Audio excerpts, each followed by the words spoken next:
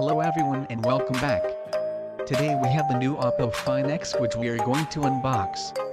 So, on opening the box, we have some documents, some ejector tool, and Type-C to 3.5mm adapter.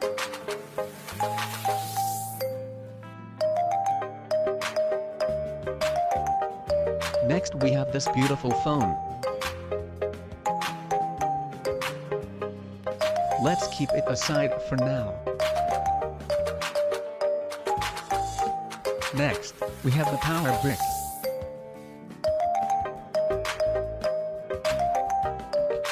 Earbuds. And Type-C USB cable.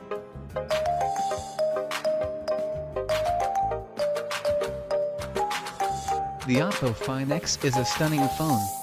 With beveled edges, a beautiful gradient back design, and probably the highest screen-to-body ratio available, this thing is quite attractive. The most obvious design component here is the omission of the rear and front-facing cameras. While Vivo Next showcased the dual rear cameras on the back of the device, the Oppo FindX takes this design to the next level. When you launch an app using the camera, the Oppo FindX will lift the shaded window to reveal the cameras beneath. The right side of the phone houses the power button, while you will find the volume rocker on the left side. The bottom of this phone is a little different. It got the standard USB Type-C port and bottom-firing speakers, but Oppo also opted to place the SIM card tray on the other side of the charging port. The face of the phone is almost completely display, clocking a screen-to-body ratio of 93.8%. This is one of the highest screen-to-body ratios we have ever seen, only rivaled by the Vivo Next. The display comes with the size of 6.42 inches and a 19.5:9 aspect ratio. This display is curved as well, so if you have used a recent Samsung phone, you will know how that feels. The phone has 1080 by 2340 pixel AMOLED display which looks phenomenal.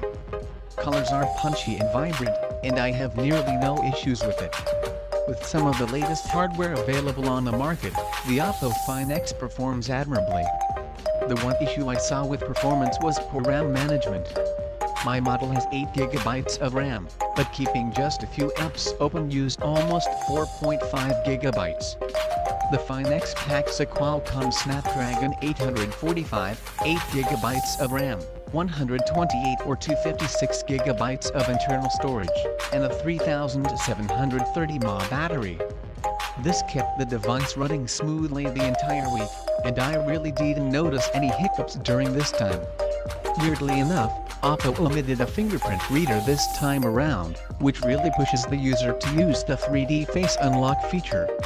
Sadly, you won't find a headphone jack on this device, but Oppo includes a dongle in the box. There is not any water resistance rating, nor expandable storage available on this device. Oppo instead opts for a dual SIM tray. The device packs 3750 mAh battery, which provides around 15 hours of usage. The device comes with Android 8.1, with Color OS on top of it. Despite being hidden inside the phone, the cameras aren't actually that bad. The rear-facing 16-megapixel and 20-megapixel cameras perform quite decently. I found they tended to overexpose images more often, but the dynamic range was pretty damn solid.